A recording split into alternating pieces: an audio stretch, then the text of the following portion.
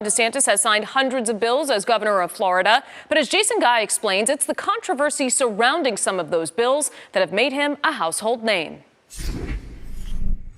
Governor Ron DeSantis is hitting the road, touting the more than 36 laws he put a signature on this legislative session. The whole experiment with DEI is coming to an end in the state of Florida. Governor DeSantis calls diversity, equity, and inclusion, or DEI, courses in liberal ideology at state colleges and universities a form of discrimination.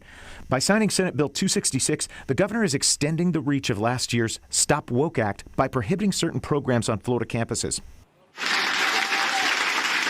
This advent of woke ideology really represents a challenge to this. I think it's a war on truth. And because it's a war on truth, we must wage a war on woke. Then there's House Bill 379, removing social media sites like TikTok from district devices and web servers, giving Florida's public school teachers the power to ban cell phone use during class time.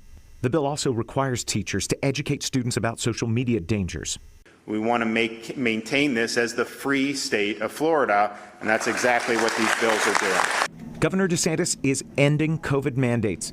Senate Bill 252 prohibits businesses and government entities from discriminating against people based on their COVID-19 vaccination status. Several other measures, including ones focusing on transportation, legal experts say could continue the governor's fight with Disney World. We ended Disney's self-governing status in Florida. A company doesn't get their own government, not on our watch.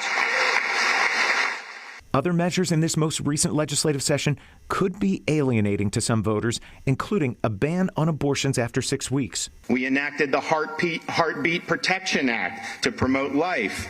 We enacted constitutional carry to protect people's Second Amendment rights. That bill allows permitless carry of concealed firearms. We have hundreds of thousands of people fixing to storm across our southern border with an absentee president in the White House. It's now a requirement for businesses and hospitals in the Sunshine State to verify immigration status. We passed what even the New York Times admitted was the strongest measures to combat illegal immigration anywhere in the country. And there's a new measure to restrict transgender use of bathrooms at public places like schools. When you start getting into things like gender ideology, it's very divisive.